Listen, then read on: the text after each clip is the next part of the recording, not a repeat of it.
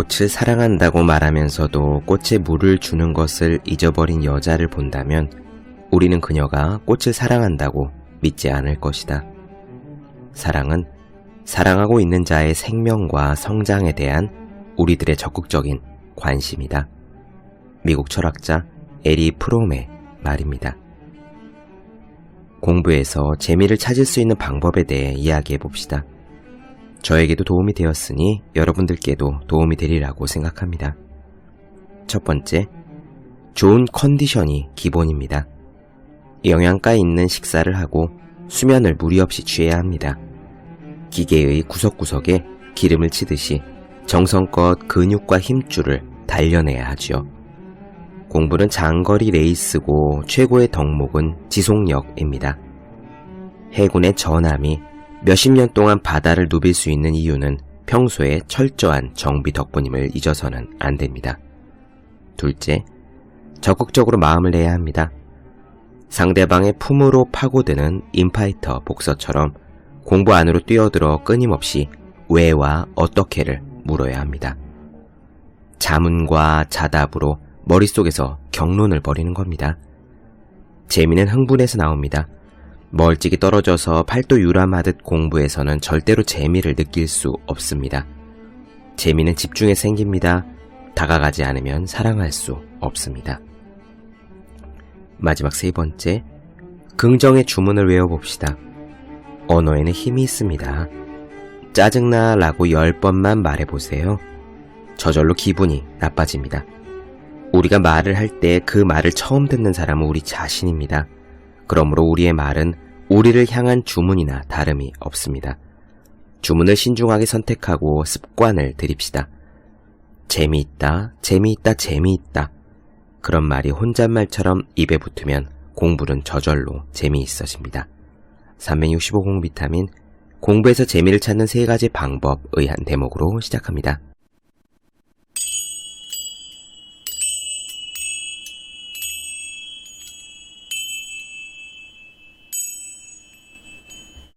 네, 안녕하세요. 본격 공부자극 팟캐스트 서울대는 어떻게 공부하는가 한지우입니다.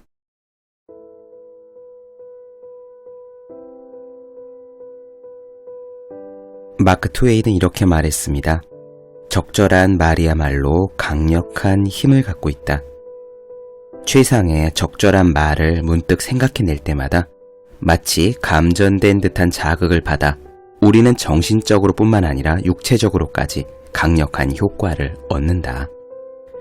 네, 우리는 지금 앤서니 라빈스의 내 안에 잠든 거인을 깨워라를 보고 있습니다. 오늘은요, 성공을 이끌어내는 말에 대한 부분을 나눠드리도록 하지요. 말은 우리를 웃기기도 하고 울리기도 하고 또 상처를 주기도 하고 위안이 되기도 합니다. 또 희망을 심어주기도 하는데 반면 좌절의 구렁텅이로 한순간에 몰아넣는 힘도 있습니다. 우리는 이 말을 통해서 상대방에게 자신의 뜻을 알리고 자신의 욕망을 표현하죠. 위대한 지도자들과 사상가들은요, 사람들의 감정을 변화시키거나 자신들에 대한 지지를 이끌어내는데 혹은 공동체의 운명을 만들어가는데 말의 힘을 빌렸습니다. 말은 감정을 창출해낼 뿐만 아니라 실제로 행동을 끌어내기도 합니다.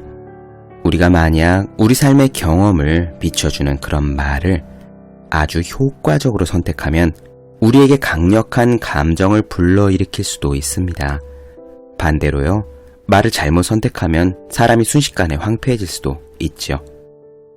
이렇게 말이 중요함에도 불구하고 대부분의 사람들은 자신이 사용할 말을 무의식적으로 그냥 선택합니다. 현명한 선택을 하기만 하면 말이 얼마나 큰 힘을 발휘하는지 깨닫지 못하고 있는 거예요. 우리는 습관적으로 사용하는 우리의 말들이 자기 자신과 의사소통하는 데도 영향을 주고 결과적으로 자신의 경험에도 영향을 끼친다는 사실 또한 모르고 있습니다. 이런 이야기예요. 우리가 현재 느끼고 있는 감정을 설명하려고 어떤 단어를 선택하자마자 마음속에서는 감정적인 변화가 일어나는데 만일 말을 제대로 익히지 못하거나 무의식적으로 사용했던 단어만 똑같이 사용하면 삶에 이런저런 경험들이 회색 빛깔로 퇴색되어 버린다라는 겁니다. 엄청나게 놀라운 경험을 갖다가 쓸만하네, 나쁘지 않네 정도로만 표현한다면은 그 경험이 지닌 원래 풍부한 의미가 별것이 아닌 것으로 확 죽을 수도 있다는 이야기입니다. 앤서니 라빈스는 어휘력이 빈약한 사람들은 감정적으로도 빈곤한 삶을 살아간다라고 단언해요. 그는 자신의 경험담을 이야기합니다. 여러 해 동안 사람들과 이야기할 때 단 한마디의 적절한 말을 사용하는 것만으로도 그 즉시 변화가 일어나는 것을 여러 차례 목격했답니다. 또 말의 힘이 사람들이 느끼는 방식과 행동하는 방식까지 즉각적으로 바꾸어 놓는다는 사실 또한 터득했대요. 그는 이렇게까지 말하네요. 여러분들이 선뜻 믿기 어려울지 모르겠지만 수천 수만 명의 사람들과 일해본 경험을 통해 나는 확실하게 말할 수 있다. 습관적으로 사용하는 말, 즉 삶의 감정을 묘사하기 위해 빈번히 사용하는 그 말들을 단순히 바꾸는 것만으로도 생각하는 방식, 느끼는 방식, 심지어 살아가는 방식을 변화시킬 수 있다. 그렇습니다. 적절한 말 한마디로 우리는 위안을 받기도 하고 순간 감정 상태가 확 바뀌기도 하지요. 사랑하는 사람의 말 한마디를 듣고 서운했던 감정이 눈 녹듯 사라지거나 또 상사의 가시도 친 말 한마디를 듣고 그 자리에서 바로 분노가 뻗친 경험들 있지 않으십니까? 말의 힘은 이렇게 강력합니다. 다른 사람이 우리에게 주는 말의 힘뿐만 아니라 우리가 우리 자신에게 사용하는 말도 마찬가지예요. 늘 사용하던 말만 사용하면 우리의 생각과 경험은 뻔한 것이 됩니다. 그런데도 우리는 사용할 수 있는 말들을 모두 테스트해서 제일 어울릴 만한 말을 신중하게 고르기보다는 그저 그때그때 재빠르게 습관적으로 사용하는 말을 그냥 내뱉고 말지요. 그 습관적으로 내뱉는 말들이 우리의 경험을 이루고 결국 우리의 전반적인 삶에 대한 느낌, 우리의 삶을 결정하는 말이 되는 거예요. 자신의 삶을 바꾸고 더 나아가 운명을 개척하고자 한다면요, 사용하는 말을 신중하게 선택해야 합니다. 사용할 수 있는 어휘의 폭을 넓히려고 의식적으로 끊임없이 노력해야 돼요. 참고 삼아 재미있는 걸 하나 말씀드릴게요. 앤서니에 따르면 성경책에는 서로 다른 단어가 7,200개나 등장한다고 합니다. 시인이자 수필가였던 존 밀턴의 작품에 나오는 단어는 17,000개나 된다고 해요. 그리고 가장 유명한 작가 윌리엄 셰익스피어는요, 그의 작품에 24,000여 개의 단어가 나오는데 심지어 그 중에서 5,000개쯤 되는 단어는 딱 한 번만 쓰였다고 합니다. 얼마나 풍부한 어휘를 가지고 있었고 연구했으며 찾아보았는지 알 수 있으시겠죠. 여러분들은 얼마나 많은 어휘를, 표현을 쓰고 계십니까? 여러분들이 늘 똑같은 말만 사용한다면, 여러분의 어휘력이 빈곤하다면 여러분은 여러분이 느끼는 경험, 그리고 여러분이 주변 사람들과 주고받는 소통의 경험도 역시 빈곤한 겁니다. 말에는 감정이 담겨 있다는 말, 그리고 말을 통해서 감정이 전해진다는 말, 그 표현 이해하시지요? 그래서요, 우리는 어떤 사람과 비슷한 말을 사용함으로써 그 사람과 닮아갈 수도 있습니다. 오랜 시간을 함께 보내는 사람과 닮아가는 이유 가운데 하나는 상대방이 습관적으로 사용하는 말을 따라하다가 감정 상태까지 닮아버리기 때문이에요. 친한 친구들끼리는 서로 비슷한 어휘, 비슷한 표현을 쓰는 거 종종 경험해 보셨죠? 여러분들이 어떤 사람과 시간을 오래 보내다 보면 그 사람이 쓰는 표현을, 그 사람이 하는 말을 여러분도 모르게 옮기고 있었던 경험 아마 있으실 겁니다. 앤서니 라빈스는요, 그와 잠깐이라도 같이 있었던 사람들은 열정적인, 굉장한 같은 단어를 사용해서 자신의 경험을 설명한다는 예를 들었어요. 평소에는 굉장하다, 열정적이다 같은 단어를 거의 쓰지 않던 사람들도 앤서니와 세미나를 함께 하면서 금방 그런 어휘를 옮아와서 쓰게 되는 거죠. 열정, 굉장한 같은 단어를 씀으로써 그 사람들도 순간적이나마 열정적이고 굉장한 에너지를 가진 사람으로 변하게 됩니다. 이것이 바로 어떤 사람과 함께 있을 때 그를 닮아간다는 이야기의 한 측면일 거예요.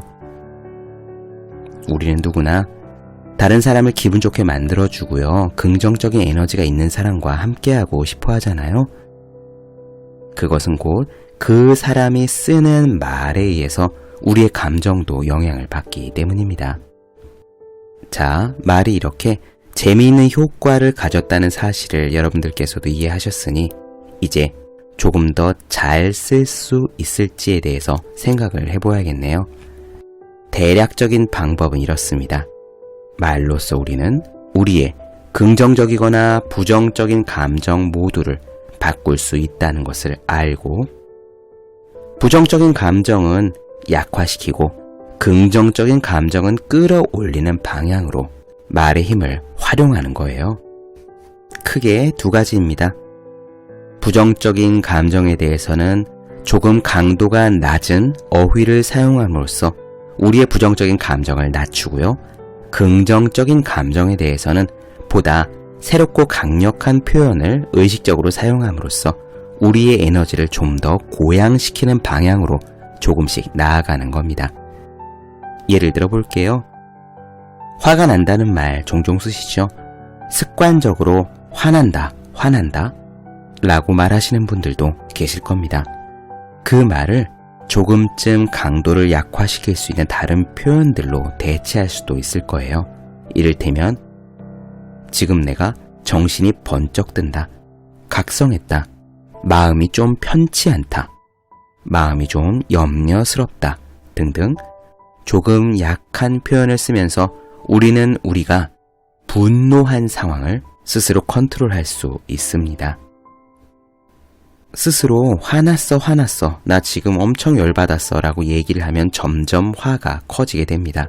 이럴 때 열받았어, 화났어 라는 말 대신에 그것을 대체할 수 있는 다른 표현들, 조금 강도를 약화시킬 수 있는 표현들을 한번 써보세요.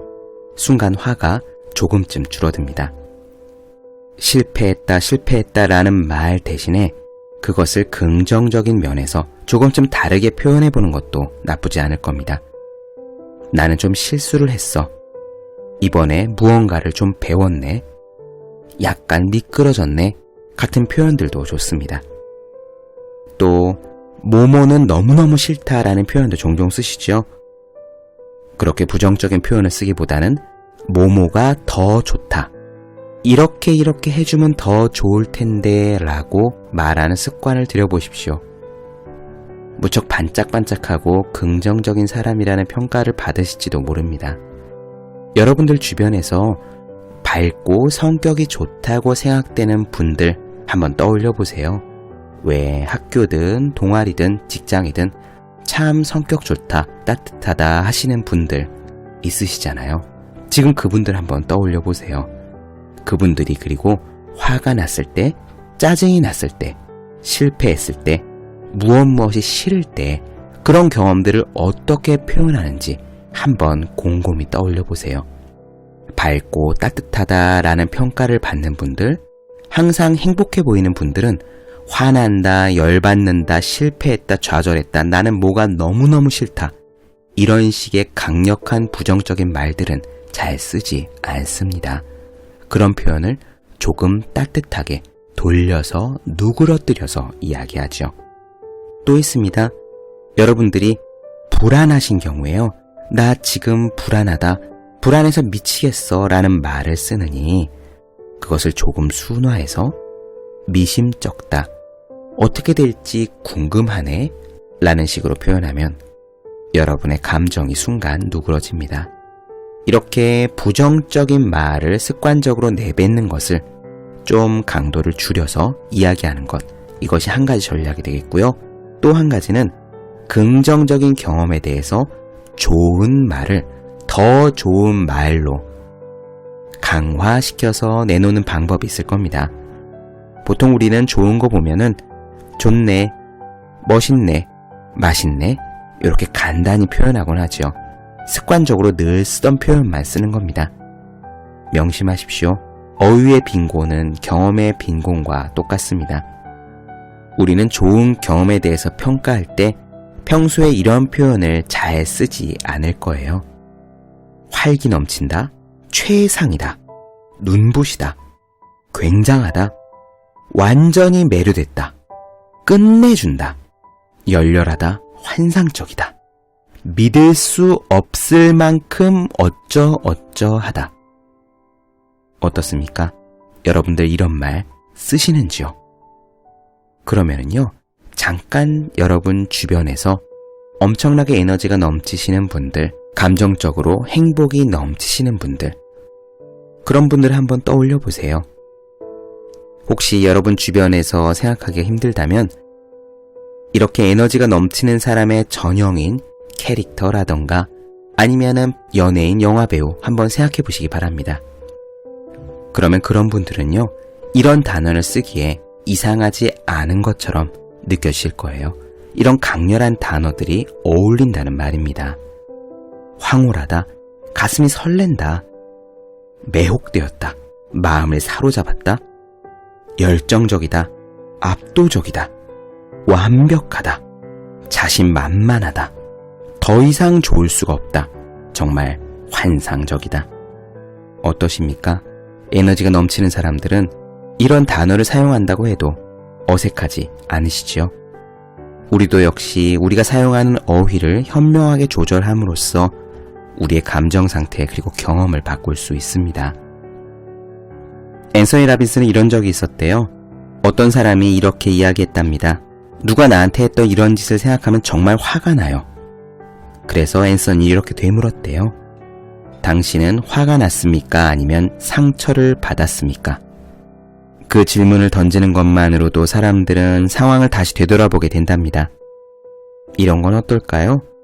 배고파 죽겠어 라고 말하는 대신에 조금 출출한데 라고 표현하는 겁니다. 이 말을 사용함으로써 우리는 단 몇 분 안에 우리의 식욕을 컨트롤할 수 있다는 사실을 알 수 있죠.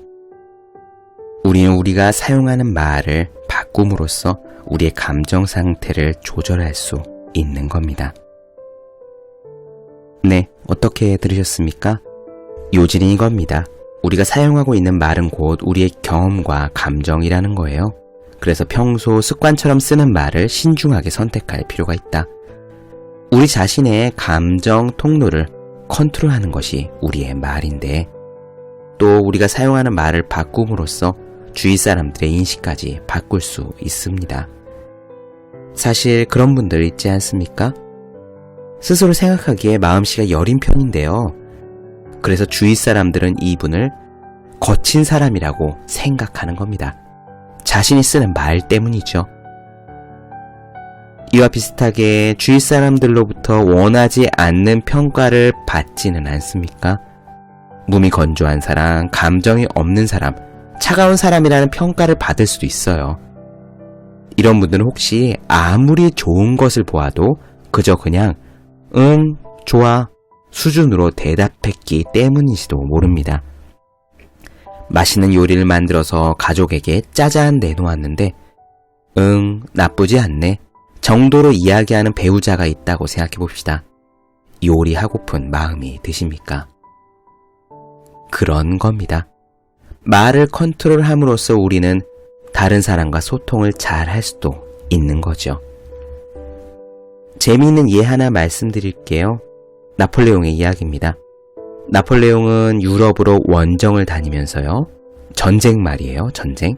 이 원정 전쟁을 다니면서 아내인 조제핀에게 편지를 많이 썼대요. 그 편지대에 늘 이렇게 썼습니다. 나는 몸이 아주 좋소. 하루에 잠을 3-4시간밖에 자지 않았다는 나폴레옹이에요. 매 순간 긴장하고 있었을 테고 육체적으로도 고단했을 겁니다. 하지만 그는 안부를 묻는 아내에게 늘 이렇게 표현했습니다. 나는 몸이 아주 좋소. 여러분들은 어떠십니까? 피로하다는 말을 입에 달고 사시지는 않습니까? 아이고 죽겠다라는 말을 달고 사시지는 않습니까?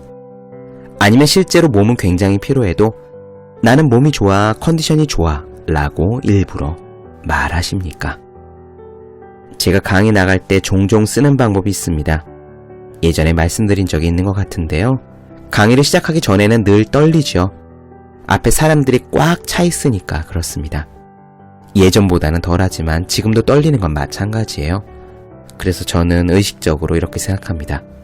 지금 나는 떨리는 것이 아니라 설레는 거다. 떨리는 것이 아니라 흥분된 거다. 어차피 몸이 떨리고 있는 건 똑같지만요. 설렌 것을 갖다가 흥분한 것처럼 긍정적인 표현으로 스스로에게 말을 걸어주면요. 우리 몸은 또 그런가? 지금 설레는 건가? 라고 생각을 하면서 그 상황을 견딜만 하게 됩니다. 여러분들도 한번 해보시죠. 불안감이건 떨리는 거건 피곤하건 부정적인 상황이 있을 때 그것을 긍정적인 표현으로 바꾸어서 의식적으로 스스로에게 말을 걸어보시기 바랍니다. 어떤 효과가 나타나시는지 한번 보세요.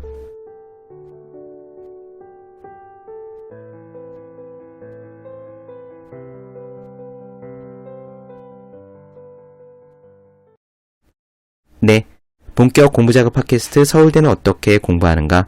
오늘은 앤서니 라빈스의 내 안에 잠든 거인을 깨워라 중에서 말에 대한 이야기 나눠드렸습니다. 더 많은 이야기가 궁금하신 분들, 질문사항 있으신